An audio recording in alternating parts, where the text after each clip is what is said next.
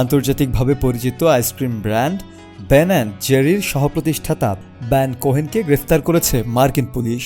Gaza Israeli হামলাকে যুক্তরাষ্ট্র যে সমর্থন দিচ্ছে তার প্রতিবাদ করতে গিয়ে মার্কিন সিনেটের এক শুনানিতে বাধা সৃষ্টির অভিযোগে তাকে আটক করা হয়। কোহেন ছাড়াও আরও 6 জন আন্দোলনকারীকে একই অভিযোগে গ্রেফতার করা হয়েছে।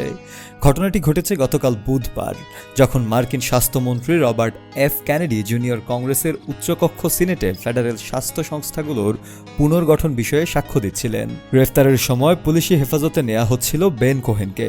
তখন তিনি বলেন, কংগ্রেস বোমা কিনে গাজার নিরাপদ শিশুদের হত্যা করছে, আর সেই খরচ চালাতে গিয়ে মার্কিন স্বাস্থ্য বীমা কর্মসূচি থেকে শিশুদের বাদ দেওয়া হচ্ছে।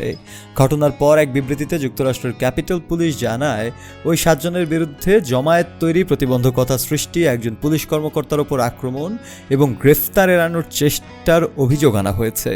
তবে পুলিশের বক্তব্য অনুযায়ী বেন কোহেনের বিরুদ্ধে শুধু জটলা তৈরি ও বিঘ্নতা সৃষ্টির অভিযোগ আনা হয়েছে, যা একটি লঘু অপরাধ হিসেবে বিবেচিত।